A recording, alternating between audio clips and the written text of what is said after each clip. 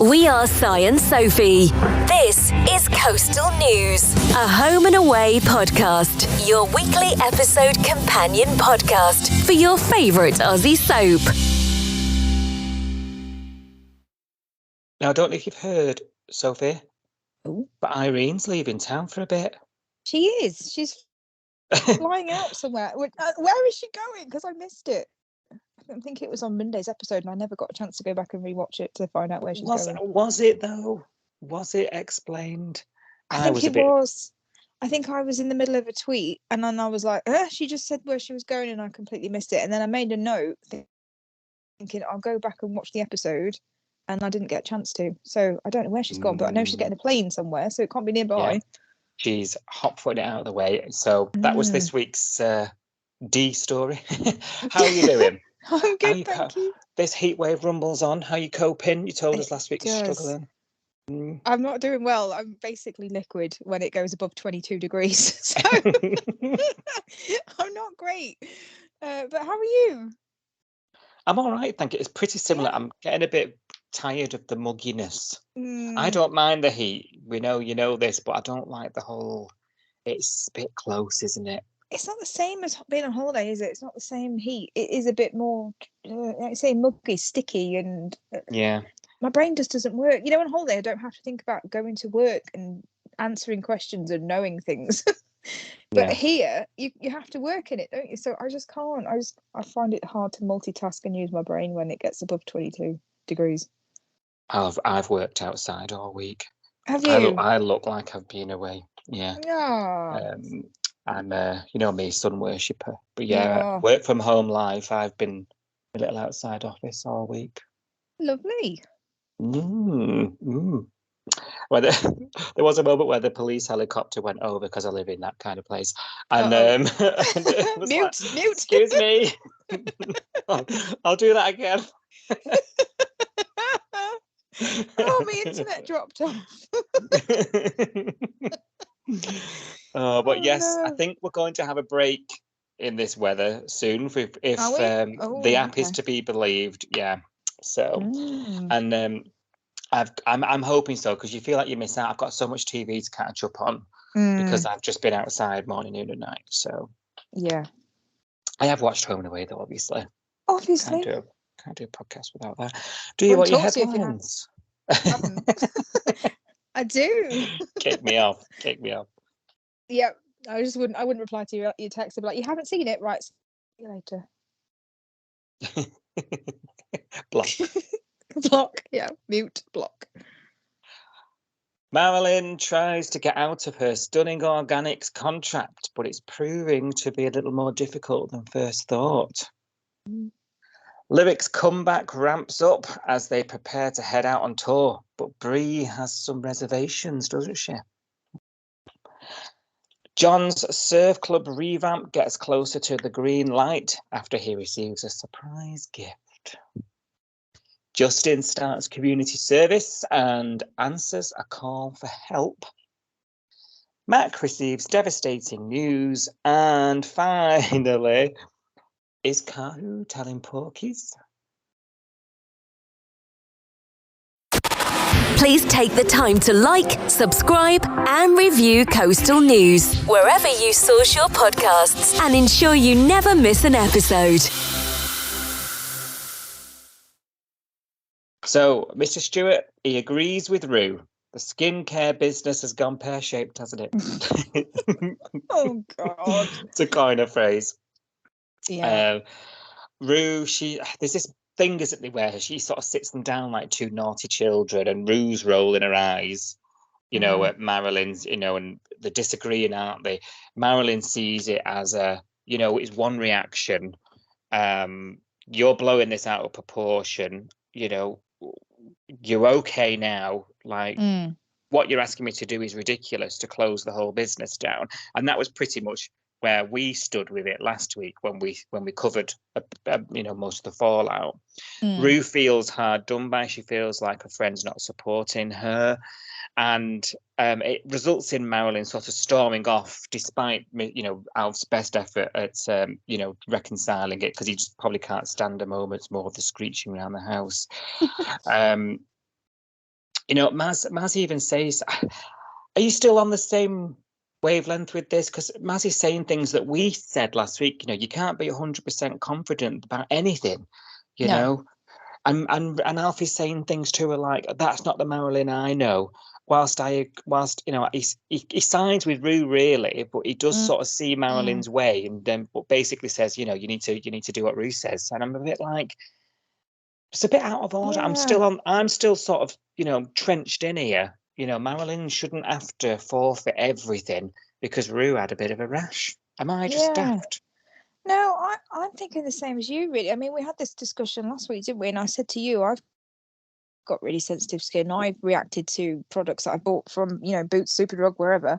And, you know, I've just gone, okay, I can't use that anymore, in the bin, and chalk it up to experience and carry on. I don't know whether Rue would have reacted the same way if she hadn't bought it off a friend. I don't know whether she's shooting the messenger because she can see the messenger. And, you know, Mm, the fact that she didn't buy it from a faceless shop, you know, would she have had such an, I'm going to use the word reaction, you know, reaction to her allergic reaction? Would it have been the same? I mm, don't know. I don't yeah, know. I don't think I've changed my mind though. I What don't. do you think? No, I agree. And I think if I had a problem with a product, I wouldn't, a cosmetic product, I'd be looking at the manufacturer. I'd be looking I at mean, yeah, the you know, you always get when you buy stuff like that, you always get like a pamphlet, a leaflet in the packaging, don't you, to say, you know, known side effects are X. You know, if this happens, stop using it, go to the GP, etc. yeah. It has that stuff in it. We obviously they don't haven't looked at that, or we don't know if they've looked at it because they've not mentioned it, have they? No, I that's don't right. And know. you mentioned the whole patch test thing last week. Should have been done. Mm, I do feel like Marilyn has some sort of ethical mm, um, responsibility in that what she's selling needs to be of good quality. yeah. However, if you are a person who has reacted quite particularly to a particular product, take it up with the with with Mm, the with the the company company. directly. Yeah, I Yeah. would I would go to Garnier, for example, and not Mm, Boots or Asda yeah. or I think whatever, you I think know. that's the right thing to do. I think it's just because she's there, you know, she's got Mm. access to Marilyn and she can just go up to her and say, this has affected me or whatever. If she hadn't bought it from Marilyn, I don't think she would have done the same thing. I don't think she'd Yeah, go you're back to right. would she go back to the Mm. person in Boots and say, you sold me this cream, you know, to a checkout girl? I don't Yeah, think you close the would you? doors now. No, you Yeah, wouldn't. you wouldn't, would No, you? no, you're right. And it's because she's yeah, and it creates this horrible this side to Rue that's a bit she's got the Stuart stubbornness. Mm, Um and she's not listening really. She's seeing it one way and you know, screaming blue murder about it. I did mm, like that Alf sort of is the one that tells Rue, look, you need to put an olive branch out there, you know, and mm. sort this out, you know. So she does, to be fair to her, she goes and apologizes to her, doesn't she? Where Maz is already on the phone, sort of trying to Yeah. speak to somebody at Stunning Organic HQ. And she's getting red buttoned and voicemail not returned and all the rest of it. And Rue sort of agrees to help her research properly. You could Mm, argue she should have really done it before she, you know, jumped into this head first, but I don't think there was any stopping her. But it does no. help her find online reviews about other people who have been exploited by the same company. And Mm, it's a bit of an eye opener for Maz, isn't it, at that point? And mm. then so she decides that's it. She's going to call up and terminate her dealings with them. And I just felt a bit like I know there was a couple of flippant comments, wasn't there, before she signed up to it. You know, everyone was a bit like, "Oh, Mm, you know, have you looked it up?" And she's like, "Oh yeah, yeah, everything's fine. It's all organic. It's great." Including Rue. mm. Rue was like, "Oh, have you checked it out?" I would have thought finding an online review at that point would have been very easy then as it is now, Yes. and I, just sort of just showing it to Maz and saying, "Look, before you jump in, you know, yeah. just seeing a few of these reviews here. Have you definitely read these?" I That don't doesn't think seem it's to have happened.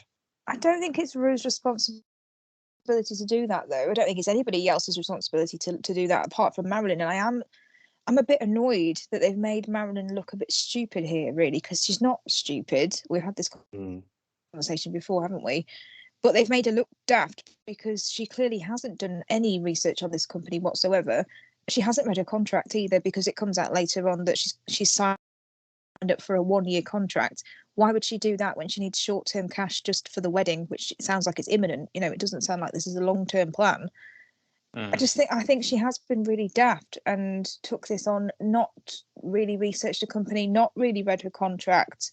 She hasn't really thought it through. She just thought, oh, this will work. And that's frustrating, because again, it's something else that Marilyn has been embroiled in that's going to blow up in her face, and it makes her look really daft, which again she's not. So I don't know what to feel about that. How do you feel about it? I'm very much in the mindset that she's not the first and she won't be the last. Sometimes when you get an idea in your head and you get excited about it, you do skip over the small print, don't you? And you do. Yeah. It's easily done. And I think somebody with levels of naivety that Marilyn can sometimes have, I think it would be even easier done. That's why I'm not. I know what you're saying when you say it's not Rue's responsibility, but they did all raise it. And I feel like I'm just thinking about if my friend said, "Oh, I'm thinking of doing this." I've looked it all up. It looks dead good. I might be tempted to sort of just give it a quick search on the old Trustpilot, and then if I saw something, if it was all looking good, I wouldn't say anything. If I saw something that I was alarmed by, I'd just be like, "Have you done that yet?" Because I'm like, before you do, just have a look at this link. I think I would do that. Yeah, I think that's a nice thing to do. I just don't think Rue's a very good friend, though, is she? I don't think it's her responsibility to do that, because I think Marilyn is an adult and she should have done that research herself. But like you say, a good friend would not let their friend go into something blindly, and if they cared, they would also look into it with them. I just don't think Rue is a very good friend. I think she's proven that on several occasions, hasn't she? Yeah, absolutely. Couldn't sum it up better myself. She's proven she's a bad friend over and over again, actually, in recent times. Somebody who didn't know was John, and when Marilyn goes over to John with tail between her legs, like, "Look, it's all gone wrong, this business. I'm having trouble, as you may have heard." He was like, he had the megaphone a few days ago shouting, "Put the sun cream down." As you may have heard, it's not going well, and I don't have the money for the wedding anymore. Would you mind that? And he says, we'll go back to the original plan. I'll pay for it and say it's from both of us. And I thought, that's really good of him to do that. Especially as this last couple of years, this new John splashes his cash, John wouldn't have said that a few years back. I still want to know where the cash is coming from, because he did get fleeced by Susie, and I'm pretty sure he didn't get his money back. So, unless I'm misremembering, I want to know what is he doing? How much did the surf club pay him? First of all, and has he got a side hustle? Well, he's on top dollar, isn't he? They obviously don't pay him enough to for the refurb. Well, yeah, because he's scrimping and scraping for that, isn't he? He doesn't want to have to pay for. Maybe they paid him too much, and that's why they can't afford a refurb. It might be that. Yeah, there's no more money left in the budget for the refurb. Yeah. We must talk about that really. Well, now we've come on to it, but he's measuring up, isn't he, for the surf club, and he's all this makeover because, as we know, Marley's done quite a nice modern look on the old surfboard, and now it's made the rest of it all look a bit shabby. So it all needs to be done, And John's doing this, oh, I'm thinking of bright orange, and I'm thinking, have I understood that correctly? Was he sort of deliberately saying that so that Marley would take over the whole design process? Was he sort of originally trying to be tragic, or was he genuinely think it looked good bright? I don't know. It could be either, couldn't it? It could be him genuinely, because that scrapbook, I mean, it was on par with the Ava Stalker scrapbook, his little scrapbook of like chairs and lamps and whatever. It didn't look very good. So I don't know whether he just genuinely is completely clueless, which is very John, let's be honest, about style and about, how to renovate a space. Or, like you say, whether he's thinking, well, Marley's done it before. If I look a bit ridiculous to him, he'll just jump in and help me. And then, because I need the help. I think it might be a combination of the two, to be honest. Yeah. Somebody in a different generation would use Pinterest, not this scrapbook. Yes. Yeah. Just look like he cut little chairs out of the IKEA catalogue and then stuck them in a scrapbook. I was like, oh, John, bless. Marley says something like, "Oh, it's going to ruin my vibe." Yeah. Things, so these things the kids are saying now. Everything's a vibe. I've just made myself sound Mood. about 100. So he bends his arm into helping him, really, doesn't he? Although he doesn't know he has. And he's stressing out about it. Alf's telling him, look, get a proposal together. I need budget, theme. All have to be presented in front of the committee. It makes it all sound really Has sort of to be good. serious. Has to be Yeah, good, John. John's feeling a bit out of his depth there. He was thinking a bit of liquor paint, not, and away you go. Not his strong point, interior design. So he's in over his head. And just as he's about to give up and he feels like, all else has failed, Marley has sort of taken pity on him, really, watching him stress out about it. And he's done the proposal himself and he's left it on his desk with a Post-it note, which he finds late at night in the pits of despair about it all. And it was a really nice moment, actually, a really nice, heartwarming. They're really making this friendship between them two something, aren't they? They are, yeah. I'm really enjoying this. I really like anything where John is happy, to be honest, because I like happy John. I like the clown John. John's sad, just pulls on my heartstrings, and I don't like that. So, seeing his happy little face when he saw that folder on his desk, on the house from Manta Ray Balls, like that made me happy. But this Marley and John thing, I think Marley's, like, we'll talk about it as we get on with the episode, but he's kind of infiltrating a lot of storylines at the moment, isn't he? Like, he's getting in with John, he's got this friendship with Xander, he's this support for Mac. When you look at all the storylines that are going on at the moment, Marley is actually in a lot of them, which we don't normally get. We don't normally get a character that gets to bleed into all of those things that are going on. I think the integration they're doing with him is actually really good when you compare it to this time last year when we were talking about other newbies arriving and then feeling disjointed and not, Kirby still feels disjointed to me, for example. Yeah, so I think they're doing quite a good job with Marley, actually. Yeah, you're spot on, and I couldn't agree more. I think he's interweaving throughout the community of different age groups, and we know that is the signs of a great character in the making, because characters that can transcend the different groups on Home and Away are always the most successful ones. Your Deans, your Dean and Ziggy's, your Johns. Irene. Those that don't stick in their bracket and stick in their family units. That's one thing we've spoken about it many times since the band were introduced last year, that they've struggled with. And the ones in the band like Remy and Eden, who have ended up with stories, and sort of most of their stories since arriving have actually been outside of the band and with others in the Bay. They're the members of the band that we feel have cemented their place in the show more. Like you've just mentioned, Kirby has been such separate from the rest of the Bay in her own bubble with Theo. You're right, when you compare her to Marley, it's miles different. Marley and John's friendship, and I can see that's probably a deliberate act because it leaves John at a loose end without Dean. It also sort of clearly positions Marley as a Dean type figure that he's filling without being a carbon copy, because Dean was a bit too cool for school. Marley's a little bit dorky. He is dorky. Yes. Yeah, that's a perfect word for him. He's a dag. Yeah. They're not the same character. We keep comparing him because Dean left and Marley came, and because Marley literally took his business, took his home. Like he's now walking in Dean's footsteps, literally.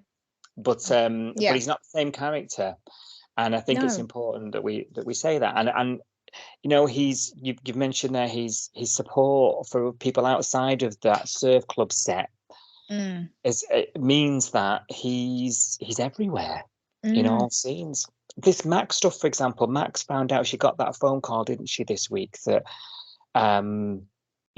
Gabe's died, the inevitable call. Or has he? Nobody. Oh, don't set me off. Oh no. Sorry, I just started another conspiracy theory on the internet, but yeah, has he really died? It hadn't even crossed my mind. Now that's all I'm going to think about. Oh, do you not think so? No, I think he has. I'm just messing with you. He's right, that's it. He's not died, and he's gonna come back and steal all the money. Oh God. Still gonna peddle that. Yeah. So Max not died. Gabe's died. No, Max not died. Jesus, don't say that. And she tried to carry on, didn't she? But she soon fell apart at work. A Flick, too little, too late support there. Selfish Flick. But Marley sort of jumps into action, races home from work, doesn't he? And just knows what to say to her. Just, she's not ready for it, is it? She wants to be on her own. She's pushing him away. And he's like, okay, I'll be in my room, like whenever you're ready. I just feel like is he too good to be true? Possibly. We do hear that he's grown up with lots of sisters. So I'd imagine he's grown up in a house with a lot of ladies, seen a lot of things in his time, knows how to handle, a meltdown or an upset lady. I think he's probably quite good at that. Flick just harassed her. So Flick was just like, you want to talk about it? Should we sit down and talk about it? Do you want to go home? I've got someone to cover your shift. It wasn't very supportive. It was it was like someone gave her a textbook and said, this is how to handle someone who's grieving. And she just went, right, you want to go home? I've got someone to cover your shift. Do you want to talk about it? Should we sit down and talk about it? I was like, this is not, doesn't come across as very friendly. Whereas what Marley's done is kind of like, he's done that initial, do you want to talk about it? I'm here if you do. And she's gone, nope. And he's took it as yes then. Whereas Flick kept pushing her. Yeah. Didn't she? And like to the point where she just went, I am going to go home because you're doing my head in. Whereas Marley's gone, right, okay, you don't want to talk. I'll give you some space, backed off. And then normally that's the best thing to do. You back off and then they come to you, not keep hounding them until they're in a corner. So I think he's played that quite well, actually. Yeah, me too. And old Emily there, she hits the bottle. Which I still to this day think, hats off to that woman, man. I know. Can work around that, given her personal struggles. Fair play to her. I think she is a phenomenal actress, one of the best we've got, and I think you put something on Twitter, didn't you, in the week, that this is why she gets such all these, we talk, oh, poor Mac, and not again, not another one. It's always tragic. Can't believe this is happening again to Mac. But this is why she gets it, because she's just so good at it. She is, yeah. She's phenomenal, and the praise for her, like, people are hating the storyline. People are saying we didn't need Gabe. It's all over the hashtag. We didn't need Gabe. We didn't need another heartbreak for Mac. What are they doing to her? But at the same time, everyone's praising her acting ability and saying, actually, hate the storyline, but she's playing a blinder. So yeah, you can't help but not get involved in it, because she's got a way of getting under your skin. I think she's just got such natural talent. Honestly, she's so good. So bravo. And you mentioned as well, Marley's. He's also a bit of a surfing bro buddy to Xander, isn't he? And this week's, he's also spending a lot of time there. I mean, at some point, I'm going to think, when's Marley going to think for himself? Look after himself. Always thinking about others. Because he's over supporting Xander. Xander's come out of hospital. He's filled out all his paperwork for leaving the Ambo job. And blooming Rose, man. She's worried. She's coming from a good place, but oh my God, she's strangling him in a metaphorical sense. Yeah, she's just suffocating. She really wound me up this week. I think I put a few tweets out just saying like, Rose, you need to just chill because she lives with a doctor. Bree is telling her, your brother's fine, chill out. I've checked him out, he's fine. Her own brother's a paramedic. He's saying, I'm fine, I'm fine. And she's like, oh, I think you should go to the hospital. And I'm like, at this point, you've got two people with medical training telling you that this guy's fine, and you're still wigging out. Like, who can possibly calm you down? I don't get it. I mean, No. I'm really annoyed that later on in the week she kind of gets to say, I told you so. Because at this point, I was just like, just listen to the doctor. Like, you live with a doctor. Well, yeah, that's true. Bree lives there now. But Yeah. also, I'm thinking, he's the paramedic here, love. Yeah, he knows his own Not body. you. You know what I Yeah. mean? I'm thinking if he gets to a point where he needs help, he's gonna know. Do you know what I mean? And yes, she's coming from a good place, but she is smothering him, mothering him. She's Yeah. actually trying to demand what he does, what he eats, where he's going. You know, like stopping him leaving the house. She was stopping him going to the funeral the week before. I'm just thinking, Yeah. he's a grown ass man. Back Yeah. off. Like, Yeah. honestly, how he's even able to, entertain that kind of behavior towards him, I do not know. I have got absolutely no empathy towards Rose's position and her being worried about his mental health, because that's where it's coming from. She says it herself, I'm worried about your headspace, da, da, da, da, da. And I'm like, I'd be worried more about his headspace if he's under blooming house arrest and got you nagging at him all the time. Yeah. Blimey. I think the stress of somebody going, oh, I don't think you should do that. Oh, I don't think you should, like, I think you should sit down. Like, that's stressful. That's not going to make him go, okay, you're right. Let me chill out while you're nagging at me. It's not going I to, know. it's actually doing the opposite of what she wants it to do. And I had a conversation with someone online this week on Twitter, and they were saying, I'm a big sister. I get it. She's coming from a good place. I'm like, I'm a big sister as well. And I get it. And I want to look after my brother if he's going through something. I get that. But nagging him, telling him he can't do this and he shouldn't do that, that's not gonna, it's actually counterproductive. Yeah. Because he's just gonna fight against it. And then you're gonna be making it worse. Yeah, exactly. I completely agree. I'm sitting here thinking, am I a bad brother?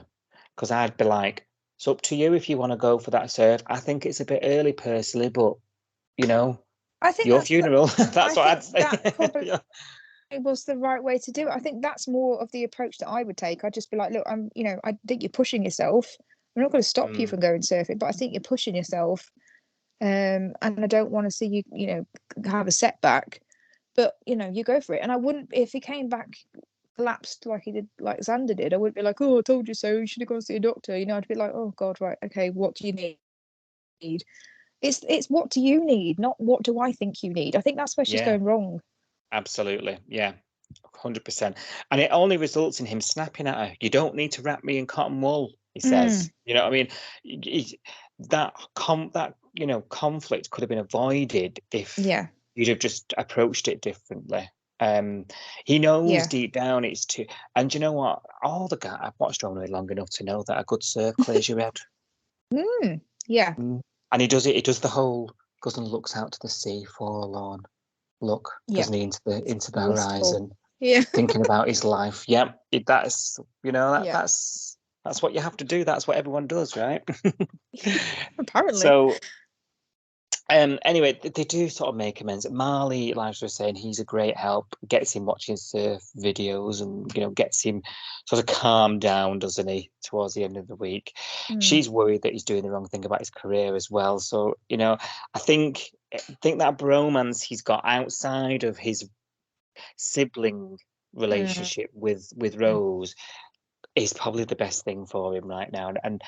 And Marley's there at the right time, despite what's going on between he and Rose. Yes, that's true. That was awkward, wasn't it, really? Yeah. Because it was a bit like, oh, elephant in the room. A couple of the scenes, you could see them looking at each other thinking, this is awkward, but we're both here for Xander, so let's get past it kind of thing. So Yeah. Let's see what happens with that. I'm hoping they don't rekindle their romance. I said last week to you, didn't I? I'm quite happy keeping them separate now. Tried it, didn't work. She didn't seem miffed that when she was looking at his. They keep saying socials, don't they? I'm looking at his socials and he's moved on. I think she was miffed that she thought Marley had moved on, not that she missed him. She wasn't saying, "Oh, I miss hanging out with him," or "I miss spending time with him," or "I miss talking to him," or she wasn't saying any of that. She's just like, "Oh, I'm miffed that he's moved on so quick." It was like an ego thing. I don't know whether Yeah. there's any real feelings behind that in that case. So I can't see them getting back together, but I could be wrong. I just don't feel the chemistry at all, mate. I'm just not feeling it. I'm just No, not. Are you? no. I don't think I did ever really. No, no. No. We'll say it once, we'll say it again. It was just a ride in a caravan. Wham bam. Thank you, ma'am. So yeah. Right. Lyric, they're hard at it. Speaking of a wham bam, thank you, ma'am. They're all Rehearsing. at it this week, actually. I'm sorry, but there was a lot of blatant and also innuendo stuff going on about bedroom antics this week. I don't know if you noticed. There was. Oh yeah, there was, yeah. In Yeah. this heat as well. In I this know. heat, what they're doing to us. There's a lot of sexy scenes this week. Yeah. This lyric orchestrated by Remy, who seems to have taken the reins on Lyric's big comeback post-drama, that sort of put them on a indefinite hiatus a couple of weeks back. He's powering on. They're nailing down the harmonies for. I've written Kirby's song here. It's Eden's song. What am I writing? Still haven't got a name, as far as I know. Song for Cash. Song for Cash.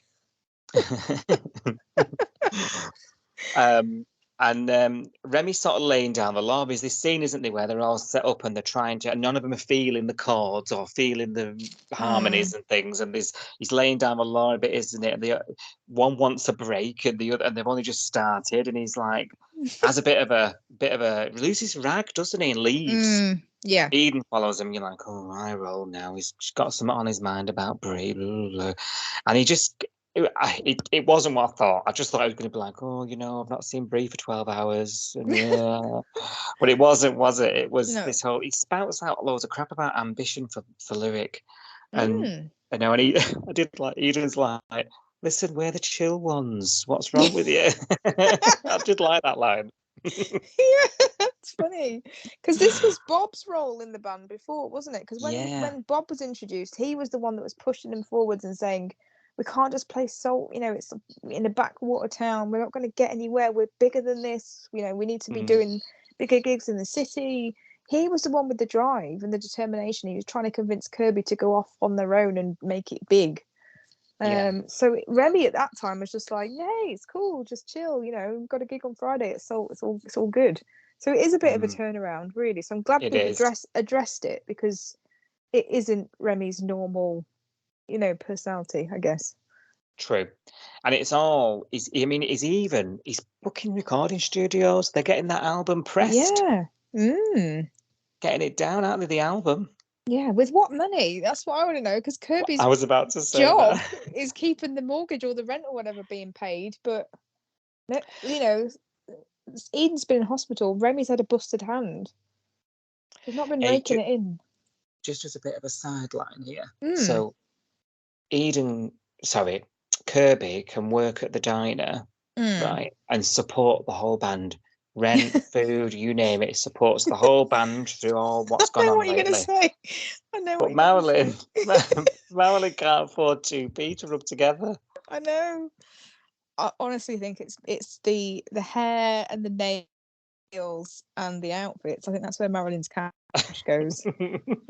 You'd be surprised how much that hair is for maintenance and upkeep, I think. Wasn't there a story years ago that said that Marilyn made her own clothes? Did I dream Marilyn? That? Really? Yeah. I don't remember that. Is that not a storyline? She was making her own. She was making her own dresses and. No. Oh, I don't. Oh God. I don't remember. I'll take your word for it, but I don't have probably some sort of fanfic in my head. Consumed, I tell you, consumed. Now they're celebrating all this ambitious talk. aren't they? With a couple of beers at Salt. They take it back to the house to celebrate, don't they? Some of the group, where Theo and Kirby have been trying to write a song because Kirby's gone all like, she's a better songwriter than me. Yeah. I'm sorry.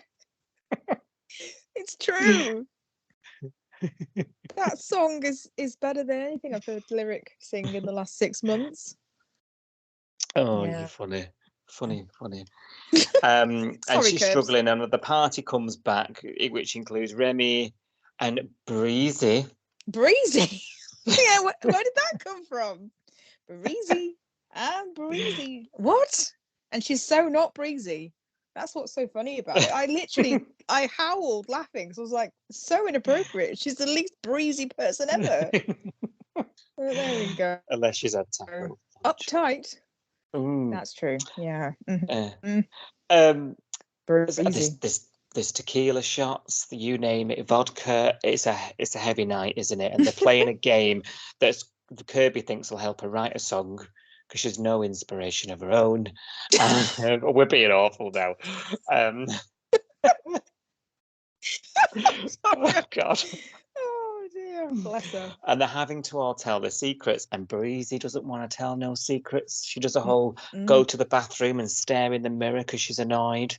And she excuses herself pretty quick after snapping at Kirby. Your life is none of my business. Not everyone wants to share their secrets. And I'm thinking, is the fact that you murdered your husband in cold blood in their woods a secret? This is a load of people asking this on Twitter actually, because we were like, who knows what about the whole Jacob thing? Because Kirby and Theo met the guy. Do you remember he turned up at the house at one point and he was asking for Remy, and they said, oh no, he's not here, come back later. And they said to Remy later on, oh, this guy turned up asking for you, and he goes, what guy?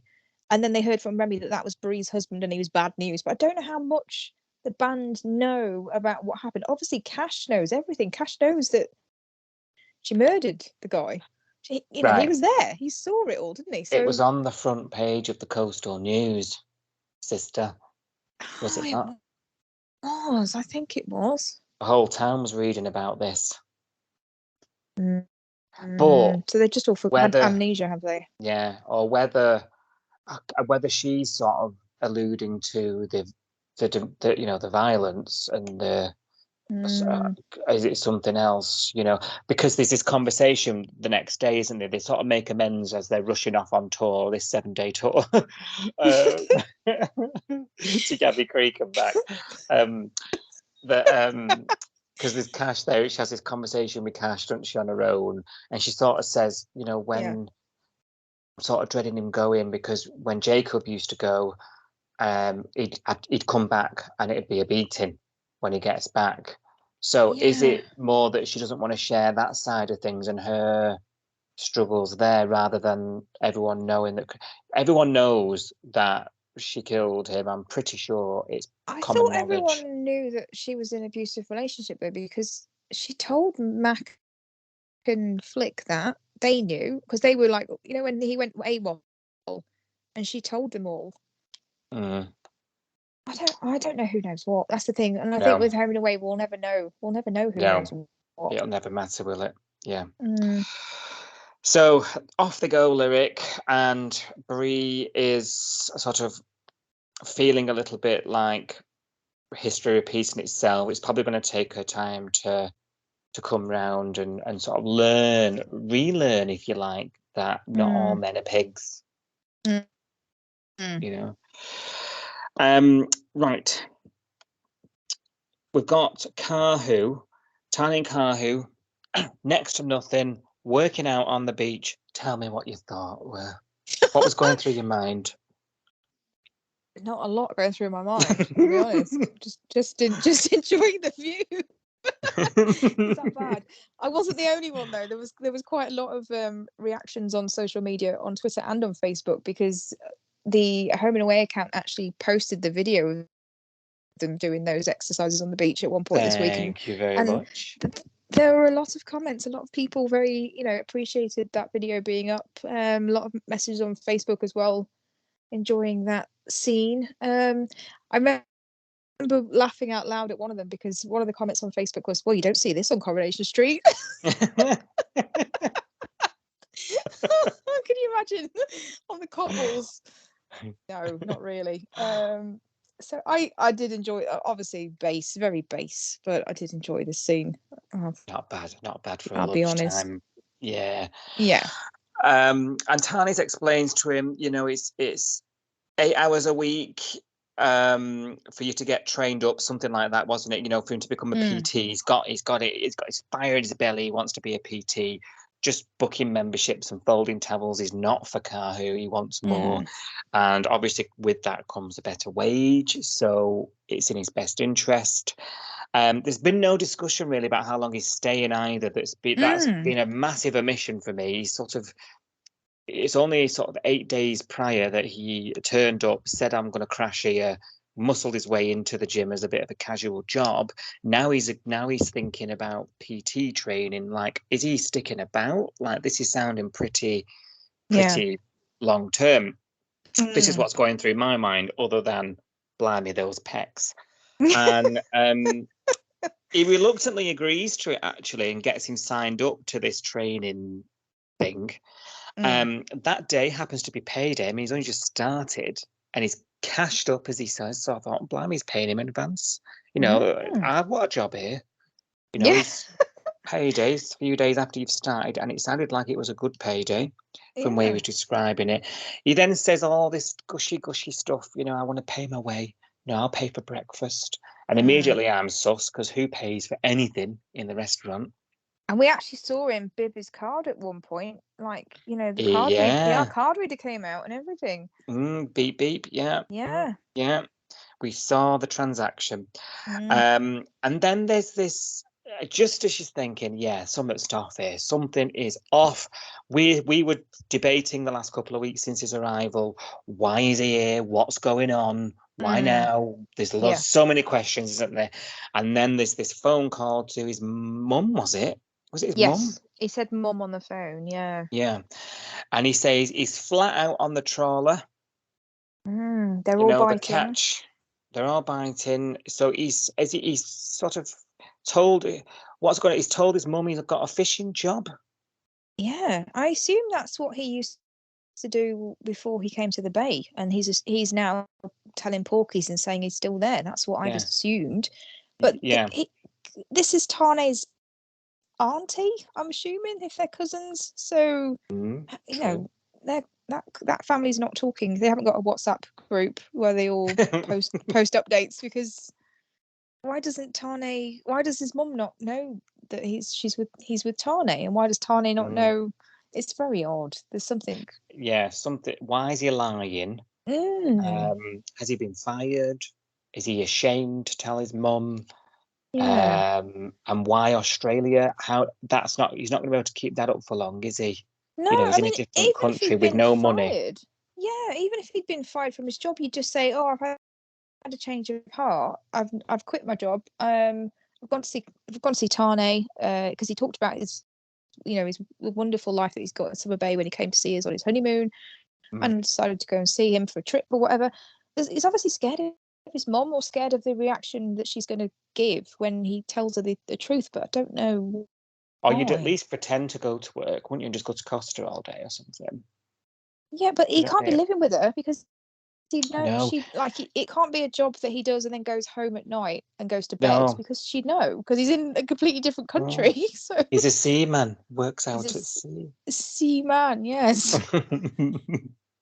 Yeah, I don't get it. And then and he seems to be taking advantage of Tane's good nature. I'm wondering whether, seeing how well Tane's doing for himself and how cashed up, I'll put in quotes, Tane's been able to come over on his honeymoon, and he's doing well for himself. He's got his own business. He's got a really pretty wife. Does he want a slice of that? Do you know what I mean? And has he come to? So he followed his cousin back to take advantage of him, because there's this moment where he goes, "Hello, this training course is 1,500 up front, and I've got nothing." And Tane's like, "I've just paid you," and he's like, "Yeah, but I've had to pay this, I've had to pay that. I pay for breakfast, how much is breakfast?" and I blew all Yeah. my money on my airfare over here, so I've got nothing. So then Tane then coughs up the cash to train him, and I'm a bit like, what's going on here? You know, he's Yeah. now got another 1,500 out of Tane now, as Yeah. well as being paid what sounds like an overly inflated wage for how many shifts he's done. Is he gonna take Tane for a ride here and try and clean him out? Possibly, yeah. I mean, he's given us no reason apart from this phone call to his mum where he lied. He's given us no real reason to distrust him in terms of the business, in terms of Tane. Yeah. But it doesn't mean I do trust him. There is something fishy about Some him. things, if you pardon the pun. Yeah, or not fishy about him, but his mum thinks should be fishy about him. I don't know. It's the funny one. I can't quite put my finger on it. I don't know why he hasn't been clean with his mum, told his mum the truth. Is there something more to that relationship? You know, would she really kick off if her adult son had decided to go and spend some time with his cousin? It doesn't seem like the kind of thing that a mum would kick off about. No. He's not gone to like the other side of the world on his own. He's gone to see family, you know, in Australia, which I get is a plane ride away, but it's not the back end of nowhere, is it? No, that's true.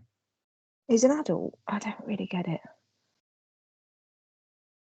Right, well, Justin has donned the vest. The high vis. Yeah. You know what? We've got some humble pie to eat actually, because a couple of weeks ago we were like, oh, we'll never get to see the community service and we'll never get to see the counselling and it'll just be talked about. And actually, we've seen the counselling and we've seen the community service this week as well. Don't know how long it will go on for. We have. Yeah. We were skeptical, weren't we, when he got this court-ordered community service? We're like, oh, we'll never see it. We'll never hear about it. That'll be it now. I'm still skeptical. I think we've seen it all now. Do you? You know, and he's supposed to be doing how many hours is it? 500. And we've seen him do about 2, and then and actually, did we see much happening? Because that house looked just as messy. Yeah, when I they don't left. know what were they full doing. day's work, and all the shit was still on the yard. lawn. Spent all day arguing, didn't they? Winding up cash. Everything was still there on the front lawn when they left. I thought nothing's changed here. No.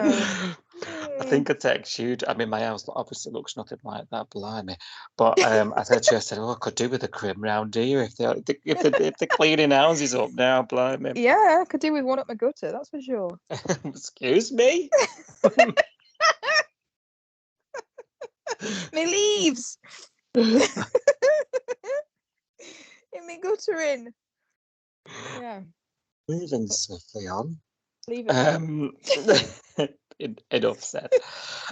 There's a troubled youth, isn't there, at community service, giving it lip like Robbie. there always is. Robbie. Yeah. Cringy as, if you ask me. Oh God, it was cringe. You know, him trying to be bad boy. Hat backwards. Bad boy. Snapback. Yeah. Oh my God. Yeah. And he's giving Justin a bit of crap, isn't he?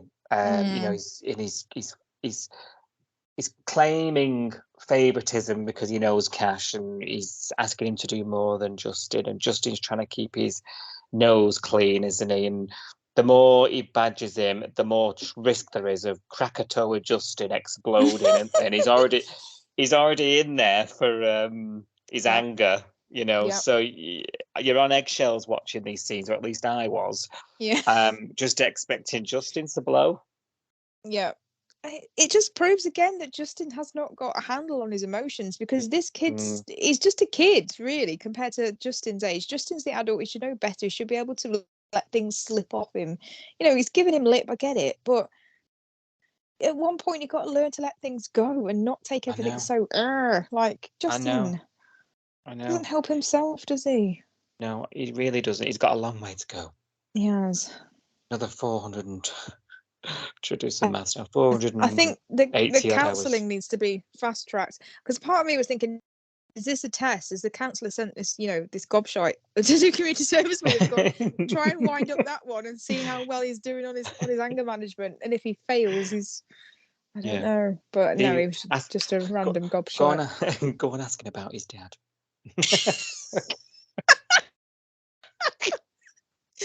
Oh no! Jesus. Can you imagine? Oh dear. Well, by the end of the day, they sort of struck up a deal, haven't they? And Well, blackmail. It's blackmail. well, it is, yeah. But it sort of creates a degree of peace by the end of the day. Now, meanwhile, in a strategically placed backpack, a little slip of the hand through the crack in the fence. Sorry, I had to tweet about this fence panel. That fence panel was perfect up until there was like one fence panel, singular fence panel on its own with two gaps either side, two perfect gaps either side. It wasn't like it rotted and fallen down. It was like someone had lifted these fence panels off and put them somewhere, and then Justin happened to put his bag in between the two gaps, because you would, wouldn't you, if you were propping your bag up full of stuff and in the garden, you'd prop it up against the gaps in the fence, not the perfectly lined up lovely looking bit. And I think it was David on Twitter who said his car was parked out the front, why did he even put his bag on the floor in the back garden anyway? Oh, I was my like, good God. point, David. Yeah. Good point. Oh, this made me laugh. It was funny. It was unintentionally hilarious. And then the incidental music doesn't help, does it either? The dramatic. This arm sort of appearing comes out of nowhere from the gap in like the fence, and then puts a note in his bag. I know. I thought it's going to be some kind of like love letter or something. I was like, oh, this looks sinister. Yeah, but I did. Honestly, I did burst out laughing. I laughed. I did lol, and I did tweet about it because I was like, come on, really? Like, it's so camp. I love it. Turns out it was quite serious though, because Justin's got the backpack home later and finds this note, anonymous note. I live in the house with the blue little window and the blue leg. Blue, and everything is blue. Oh no, that's going to be my earworm for the rest of the night. Brilliant. I've lost it now. And he says he's hungry.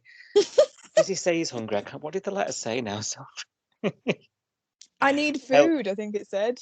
I need food. I live in the house next door with the blue house letterbox. with the blue little window.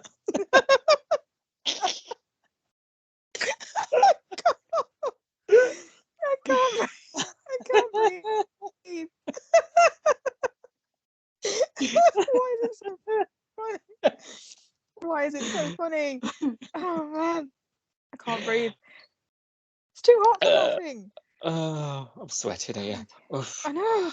The temperature's just gone up by another 10 degrees just because I'm laughing. So the next day, it just said it said I need food. I think, didn't it? I'm hungry. Food. Yeah. You'd have Very thought similar notes have been passed in my living room. Mine's normally a text. Yeah, from across the room. Get me a snack when you go to the kitchen. On your way back from the loo. Oh dear. Next day, Justin's gone to investigate at Blue Letterbox House, and swiftly finds no answer at the door. Peers through the window, and there's a pair of legs. Again, I laughed out loud at this only because have you ever been in that scenario when this happens to me a lot? You'll probably not be surprised. Two legs on the floor. No, I am the two legs on the floor. When you're in your house and you're not ready to answer the door for some reason. My front door has got a glass panel, and all the downstairs have got really big windows in the kitchen. The kitchen's on the front and the living room's on the front, and there's really big windows. So if I walk across the front of my house, it's really obvious to see me. And a couple of times, like I've had a delivery driver when I've not been in a state to answer the door, but I know if I move, they'll see me. So I've had to slink to the floor to kind of get away from like the door and the window and and if they had kind of come to the window and looked in, they would have seen me just like hiding on the floor going, please don't look at the window, I haven't got any trousers on, or whatever it is. So, so it did make me laugh, because I was like, that has been me in the past. So Is but that yeah, what you he did look thought? fully dressed, and he didn't look like he was just hiding from a delivery man. So You're going to say you didn't think that's what was happening. You didn't think he was like the UPS man at the door and I'm going to just stop, drop and roll. I don't think so. It crossed my mind to start with, because I was like, I can imagine like DPD looking in one day and that's what they see, but it'll be a pair of legs with no trousers on going, please don't look at me. Too much information on the pod. I'm sorry, guys, but you know. I just answer it with my boxes. I just can't. If I'm just wearing a t-shirt and pants, I can't just answer the door. I do. Do you? I can't. I can't do that to the. They'd have to have a traumatic counselling afterwards. So I can't afford to pay for that. Well, he then calls for help, doesn't he? Because he's seen these legs, and we then fast forward a little bit. We're then at Northern Districts Hospital, and we've got said patient, an adolescent by the name of Andrew. We eventually learn when he's come to and gives us his name. And he's severely malnourished, severely dehydrated, so he gets put on a drip. And Justin offers him, do you know, I was really impressed with this. He offered him a ham sandwich. Ham and cheese. Ham and cheese, and it was in one of those reusable, washable wax papers, very environmentally friendly. No single-use plastics here. No. That's Leah, though. Leah gets the kudos for that, I think. I don't think Justin would make a sandwich. No, you're probably right. Behind every great man, is a great woman. So I was very impressed at the beeswax paper, washable paper, sandwich paper. I really was. I thought I couldn't stop looking at it. I was thinking, oh, that is nice. Good on you. I had to rewind actually to get the conversation. So it's called Andrew, but he doesn't know when his birthday is, does he? There's some red flags here. He knows he's 17 because he said he was 17, but he doesn't know his date of birth, and he doesn't seem to know who does know either, which is quite concerning. Yeah, and he's not talking about his parents. There's been a couple of probes from Bree and from Justin. Let's talk. Tell me about your parents. I can only help you if you start to tell me. And he changes the subject every time. He won't talk about home life, will he? Which sort of says to me we're heading to some sort of abuse situation, or some. He's obviously not being cared for. He's been locked in this house with no food and water. Where are the parents? Are they sort of in Bali or something? On an all-inclusive? Are they on a cruise? I don't know. Gambling with Ryder? It's odd, isn't it? Because 17 is not a child. 17, when I'm thinking, when I was 17, I had a job and I had my own money. Not a lot of money, but I had could like certainly a Saturday make a job ham sandwich. Yeah, I don't know. So is it a normal home situation like that where I don't think he's got a normal upbringing, has he? No. I don't think it's just that the parents have just buggered off on holiday. I think there's something more sinister to this. Justin says, doesn't he? It's like he's fearful. And you're right, a 17-year-old would be pretty hard to keep locked in if there wasn't something else going on. He reacted quite strangely in hospital, didn't he? Like he reacted like he didn't understand what Bree was doing, like he'd never been to a hospital before, which I guess is not unusual. Oh yeah, he's no record. Never been to hospital. No, but he didn't really seem to understand what was happening in the hospital, which was kind of confusing. Well, when Bree searches for him, he's not there. So there's no that tells me there's no birth register. No medical. Possibly. Yeah, or certainly no medical records since he's been born. Like he's never been to see a doctor, never been to hospital, never had a medical problem, I guess. I have a feeling it's he's not been, his birth's not, like, no one knows he exists. Like, his birth isn't on the system. He's no medical record. I mean, Justin's asked Cash to go over to the house and check it out, hasn't he? And Cash says, I can't just do that. And I'm like, why not, when there's a person in hospital? And seems a a bit minor. strange. Yeah. Yeah, he's not an adult yet, so Did you it's a find that minor still. I strange? would have. Yeah, I don't know what would normally happen, but if normally I would expect for a 17-year-old that's been submitted to hospital, that Cash could go round to the place where he was found and ask some questions, because it's not normal, is it? No. No. And also he says, I can't do it without a warrant. I'm like, what? Just asking someone a question, knocking on the door and saying, are you missing a son? And it's an inquiry. It's not an accusation yet, is it? But it's an inquiry. You can go and follow up an inquiry, surely. Exactly. I found that really, really strange. I mean, he agrees to run him through the police database. They ought to get Rose into work for that, because she's dead good at that. Oh yes, yeah. She can find anybody in about 1 minute with just 2 initials. PK. She found it. Yeah, Andrew's a walk in the park after PK. Yeah. So yeah, I'm a little bit. That was a bit sloppy. That, you know, he definitely would be able to just knock on the door and be like, yes, there's a young boy who was found here, collapsed. What's going on? You know. Yeah. Going to be one to watch this. There's been lots of talk online about this Andrew story, hasn't there, coming from Australia the last few weeks? A lot of furore about it, a lot of excitement about the summer ahead. So things are going to unfold, some big things, and I am ready for it.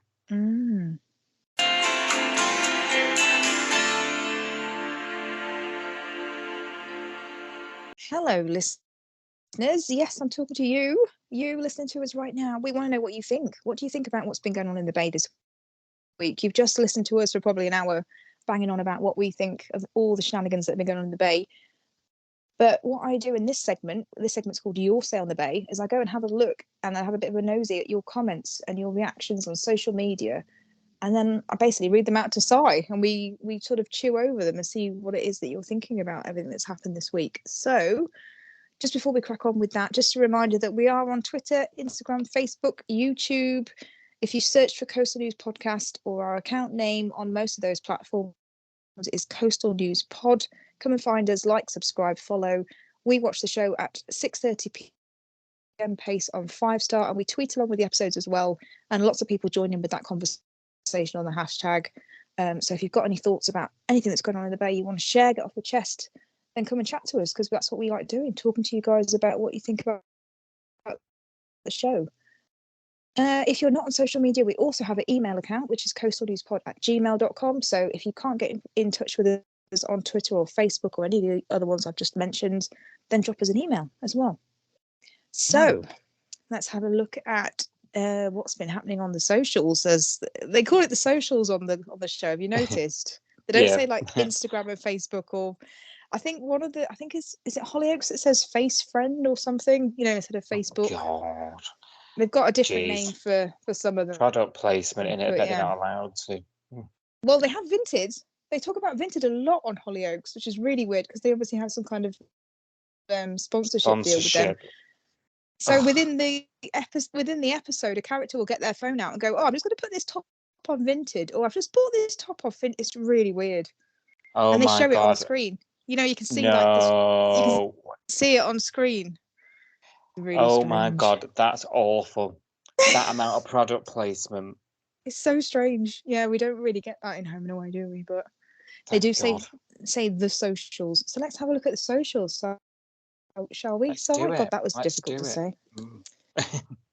I've got a bit of a random comment to read out, and this caught my eye, and I thought I was going to tell you about this one. And it's only 4 words. James Simpson on Facebook says, "Please kill off Leah."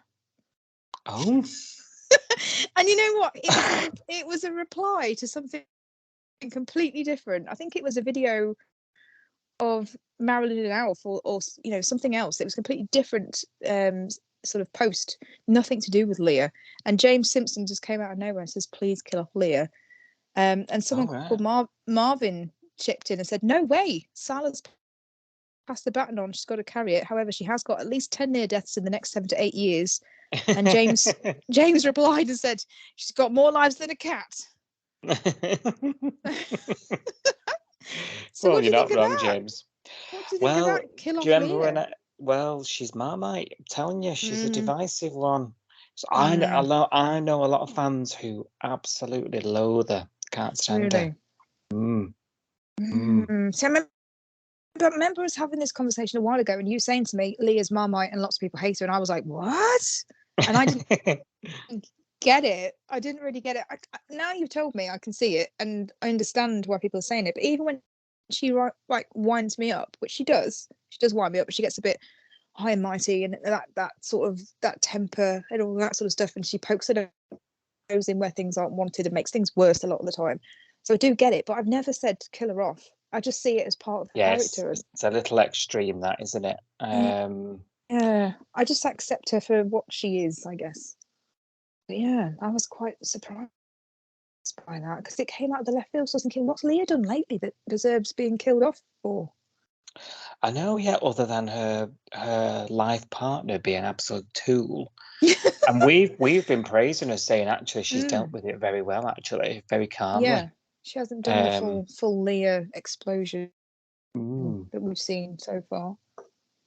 A bit left very field, strange. that Anyway, one. it is a bit, isn't it? Yeah, so I thought I'd tell you that one because it was interesting. Lots of people, as I said in the main pod, lots of people have been talking about, that clip of Tane and Kahu on the beach, where they're kind of challenging each other to, who's the most fit out of us. Yeah. And they're doing like, the exercises on the beach. I can't even tell you what they are because I've got no idea as a non-exercising person, not a clue. But lots of people were loving this. So Ellie on Facebook. Surprise. Yeah. I know, yeah, we were, to be fair. We were also loving it. But Ellie on Facebook says, best scene in a while, with a very hot face emoji. This was the comment that made me laugh. I mentioned it on the pod earlier. Victoria said, now you don't see that on Coronation Street. And then she's continued with the comment saying, obviously the scene is integral to a serious plot line. Obviously, it's, we watch Home and Away for the plot, right? Sorry? If this is the plot, yeah. If this is the plot, I watch it for the plot, for sure. Someone replied to Victoria and said, yeah, it wouldn't be the same with Brian or Ken or anyone else on the street, would it? Mind you, I wouldn't mind seeing Adam Barlow. So, yeah. Is he the Scottish one? He is the Scott. Yeah, sorry, you forget you dip in and out of Corrie, don't you? Adam's married to Sarah. Yes, that's right. He's the Scottish lawyer. Braveheart, I think he gets called by David. Married to Sarah for now. Well, for now. Oh, you do know about this, yeah. Oh, yeah. I don't live under a rock. Yeah, David Platt called him Braveheart, which always makes me laugh. He might be on the market soon. That's true. Yeah, he might be on the cobbles doing push-ups. You never know. Drop down, give me 20, Adam. Oh dear. Geraldine said she's watched this scene a few times. Don't blame you, Geraldine. I think I watched it 3 times this morning before I even got out of bed. With my Cheerios. Yeah, pretty much. Yeah. Sharon chipped in there and said no one will ever come close to Braxton Heath. So she's comparing them to the Riverboy era. I have to say I do have a bigger soft spot for Braxton Heath than I do for Tane, probably. Just because they're bad boys and Tane's a bit of a good boy, I think. That's the difference. I don't. I like that he's a good boy. Do you? Yeah. And I think Braxton Heath could only dream of the whole Tane bod. True. Yeah, they weren't hard work. They weren't as buff. Mind you, people who look like that are normally really boring, aren't they?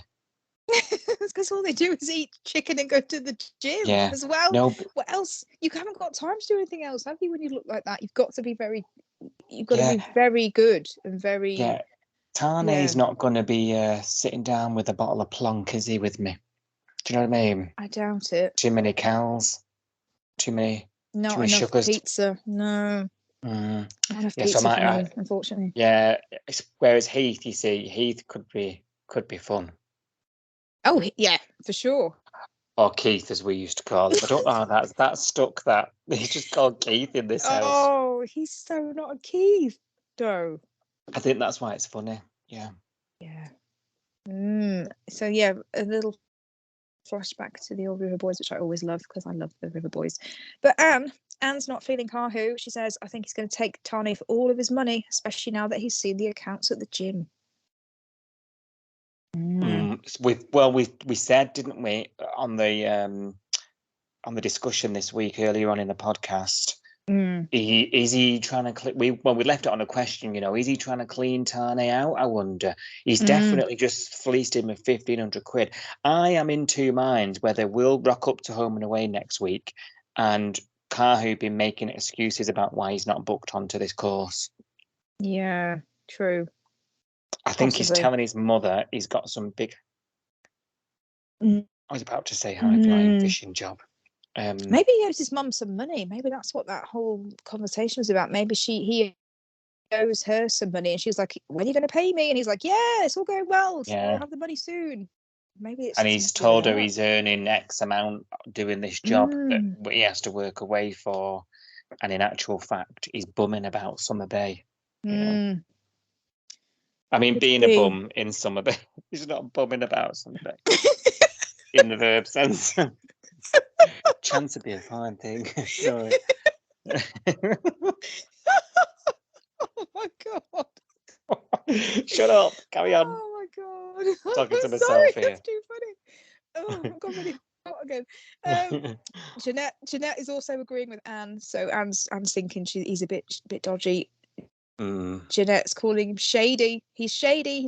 He's up to something. He's trying to do something. Don't know what it is, but I just know it. Well, he's doing whispering phone calls about a fishing trip in the corner. Of course, he's shady. He's shady. Yeah, lots of people. Elaine says he's fishy. Someone called Smith.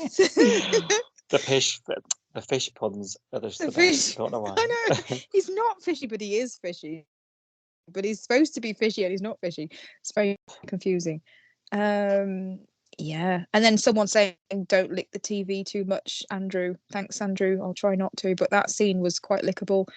Yeah, that was Tane and Kahu. The next topic of conversation that people were kind of jumping on was Bree and Remy, and their rekindling their romance, and also the kind of cracks that we saw this week. So we saw them go out for dinner, didn't we? Well, first of all, actually, I feel kind of bad for Bree on this occasion because Remy was kind of talking her up into this really nice romantic evening. I'm going away on tour tomorrow.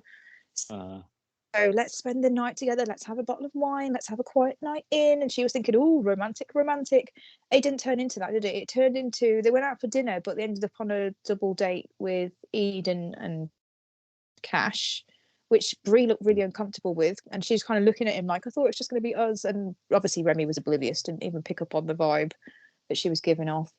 And then it turned into not just dinner, but going back to the band house and getting a bit rat-assed, and that whole game, this tell us a secret thing kicked off.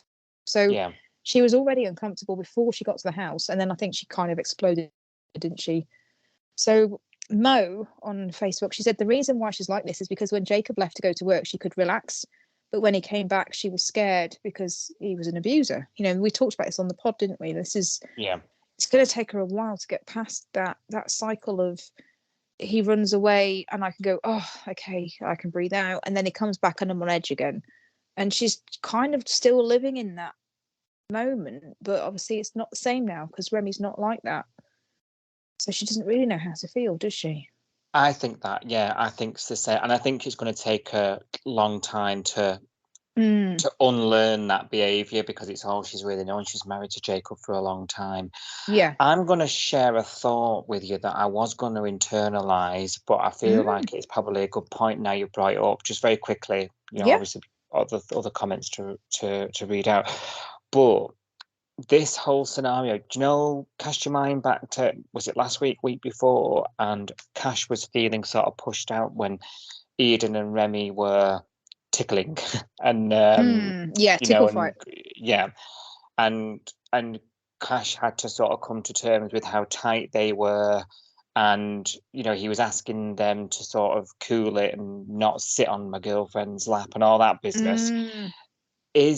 And now Bree's sort of in the same boat. She's a bit like, well, we had a romantic night, and now it's all been dropped because the band want to do this, and then I've been sort of humiliated and during the game, and I don't feel like I fit in this band bit. I don't drink tequila, I'm, and things like that. I know that sounds daft to bring up the tequila, but it all sort of adds up. And I'm thinking, then there was that scene with Bree and Cash sort of confide. I'm thinking, are we going to a place where something might go on between those two at some point? Oh, I'm actually glad you said that, because there was a scene tonight in Friday's first look at 6:30 where Cash sees her on a bench and he goes over and has a little chat with her, and there's a little bit of a moment between them. Oh, I missed that. Did you? Oh, no. Yeah, he goes over to see Bree sitting on a bench somewhere, and Cash goes over to talk to her, and he's like, "Oh, you okay? The band will be back in a couple of days. I heard from Eden this morning. She rang me at 3:30. She was really drunk. It sounds like she had a really good time." And then it kind of goes quiet, and then they're just looking at each other, and he goes, "Are you sure you're okay? You can talk to me at any time." Yeah, so and there I was just saw a the little scene, moment. but I didn't see the moment though. See, oh, this is interesting, and I don't know how I feel about it. Are you excited about it? No, I don't want it to happen, but I can kind of see why it would. I think looking on the out, because obviously we've been waiting for Cash and Eden to get back together. It's been going on for bloody ages, hasn't it? And we're finally like, she's remembered who he is. She's remembered that she's in love with him. He's finally in love with her as well. They've all got it together. It's all very nice. This is normally when something goes wrong in a soap, isn't it? But I can, looking at Cash and Eden, and I think we've said this before in the pod, they're not the most obvious couple. She's a bit of a party girl. He's a straight kind of boring cop. They don't really go together, but somehow they work. But is Bree more compatible with Cash than Eden is? I don't know. Possibly. She's a bit more like Jasmine, isn't she? That's the problem. Okay. I don't know. One to watch, but yeah. I don't want it to happen, but I could see that it could happen.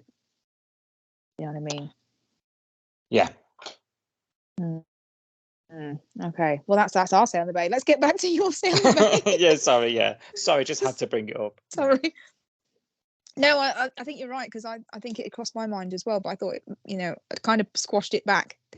Thinking, no, don't be daft. Yeah. But no, it's interesting that you picked up on that as well. There's just a few people saying that they're just getting annoyed with Brie, really. Well, there's a lot of people having conflicting opinions. So Julie on Facebook said Brie's starting to annoy me, and Stuart agreed and said, yeah, she's on and off like a tap. But Siobhan said, well, she's been through a lot. She's had an abusive relationship. She's not really had a lot of help. She's gone straight back to work. So I can see why she's like this, which is a good point, isn't it? I mean, we need to remind ourselves, she was in an abusive relationship. She almost got killed by him and buried. She saw her own grave being dug. Then she's had to kill him in self-defense, essentially, got away with it, and then just gone straight back to work and just gone straight back to being in a relationship and having a normal life. And it's just like, what? No wonder there's some stuff going on that, still hanging around. She's not normal, because she won't be for a while. Of course not. No. So yes, Siobhan's reminding us of that, really. What else has been going on? There wasn't a huge amount of comments about Marilyn this week, because I think there was a lot of comments last week about Marilyn and Sunny Organics and everything else that's going on, and Rue's reaction. There wasn't a huge amount going on this week, apart from just poor Marilyn. She should have read the contract. She should have opened her eyes. But this is typical Marilyn, etc. I will read you out one comment though from Pauline. I think Pauline was the Tiger Tails comment last week. I'm still reeling about that comment, because I still don't understand what you were saying, Pauline. I wish I did, because it was intriguing. But Pauline has something to say about Marilyn, so I thought I'd read you that out as well, because she's going to be a regular on this segment, I think. So Pauline says, Marilyn, why? Get out, get your own place, and be the woman you are. Plough your own furrow, lass. Yeah, she's. I think what Pauline's trying to say is that she agrees with you. You know, that Marilyn needs to make it on her own, needs to stand on her own 2 feet, stop hiding in the shadow of the Stuarts, and just try and be a bit more independent, possibly. Yeah. Which is similar to what you were saying recently, I think, wasn't it? Yeah. Yeah. Took the words out of my mouth, Pauline. Yeah, in a way that we couldn't ever have have composed. Definitely not. I do enjoy Pauline's comments. I do love them. I think she's going to become a regular.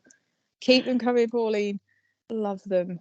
And obviously the band were back this week. We're back, baby, I think was one of the things they said. The band were back. They were, coming up with big plans involving music, writing music, having covers, changing the set list, big plans. But then obviously the recording studio stuff came up as well. So that is a fairly big plan. These are Marmite still. So, when the band was introduced, social media erupted, didn't it? And, we hate the band, get them out now. Lots of people saying they don't like them. There's still lots of people not happy with the band. And there's still other people that are arguing back and saying, no, it's all right, leave them alone. So Susan's saying, get fed up with the music episodes, ... But someone else, Ty's, just said, please just release Eden's song already. We'd like to buy the acoustic version. So there's lots of people that are loving the band. Jacqueline says, I want to buy Eden's song. When are they going to release it? I really like it. But Marvin doesn't mince his words. Marvin's been on this segment a couple of weeks now. He says, I can't work out if they were more insufferable with or without Bob, LOL. And James says, I have to keep muting when they sing. There's lots of people saying that they cringe when someone sings. It is a bit on a cringy, TV isn't show. it? On a, it is a bit cheese, isn't it? And on Home and Away, and the singing and they burst out into it is a little bit like that. I think sometimes you've got to just take it on face value, haven't you?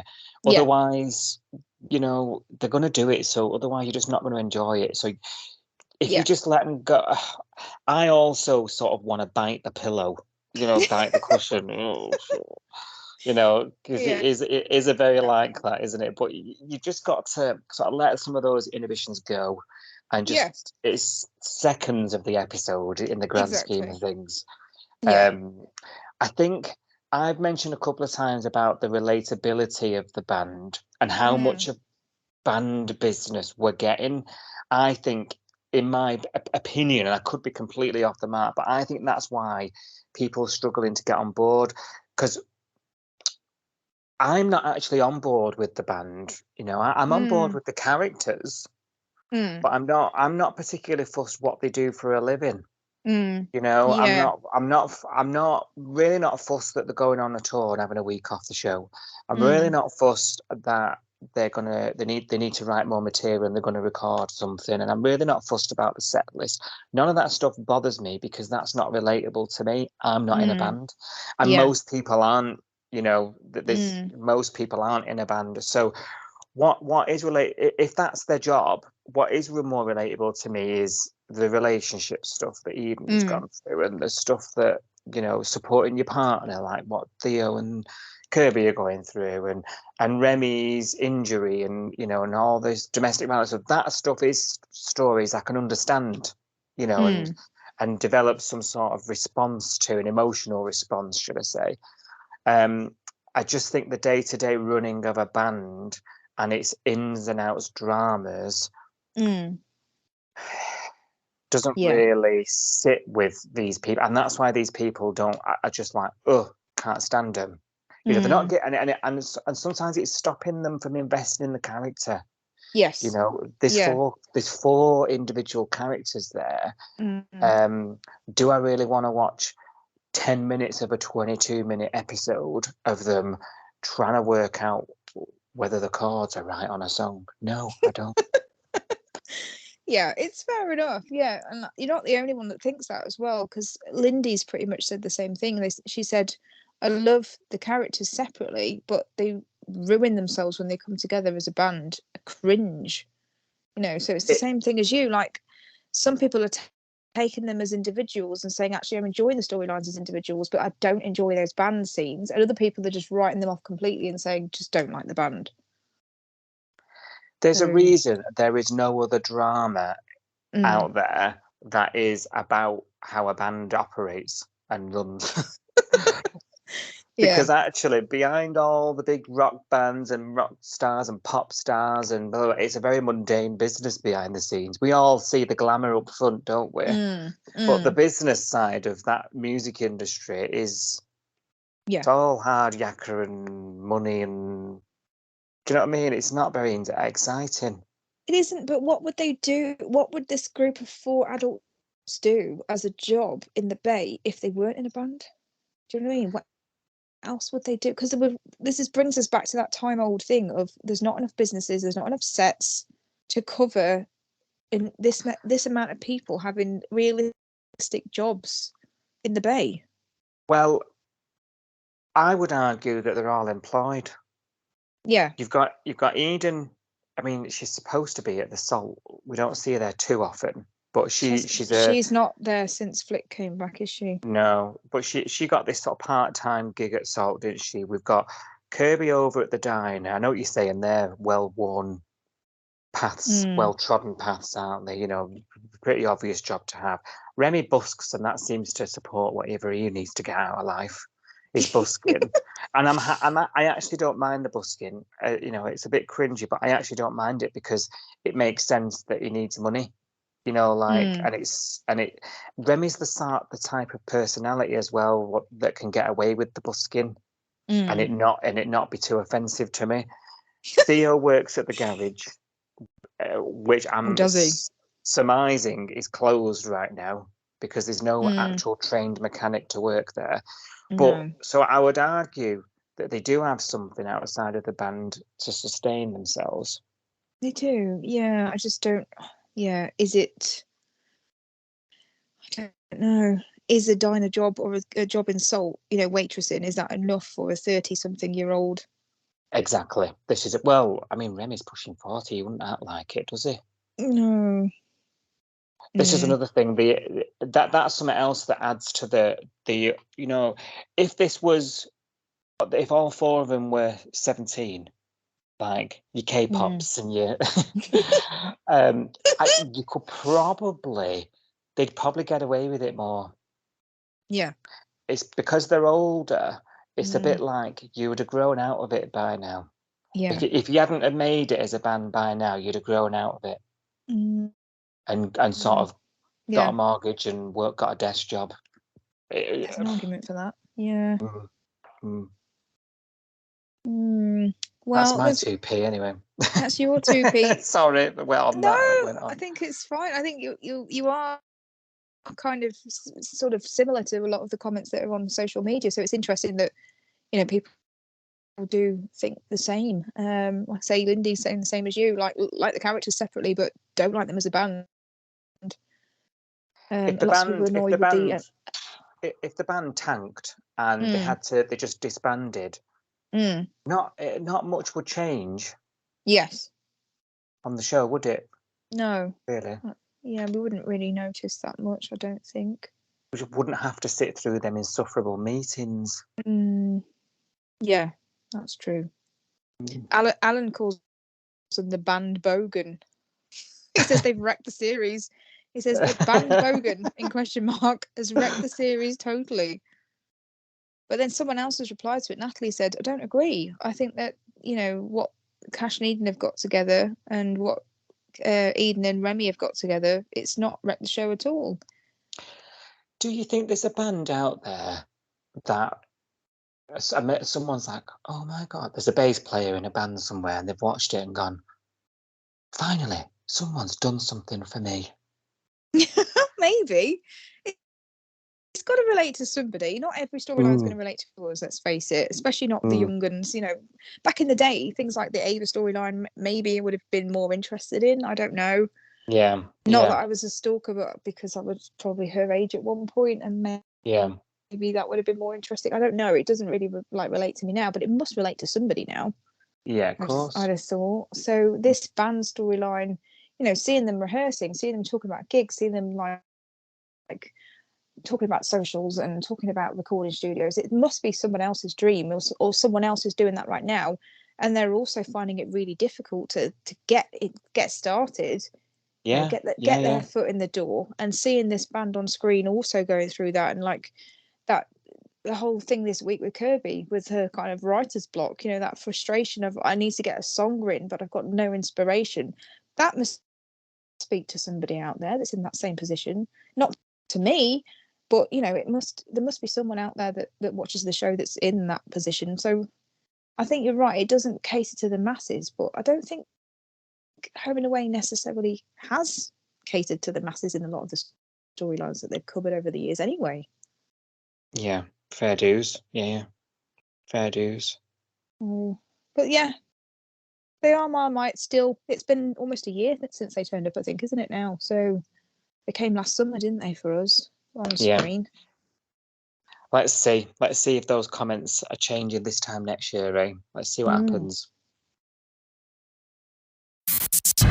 Thank you for listening. We will be back with more episode discussion from Summer Bay soon. Until then, join the discussion online at Coastal News Pod.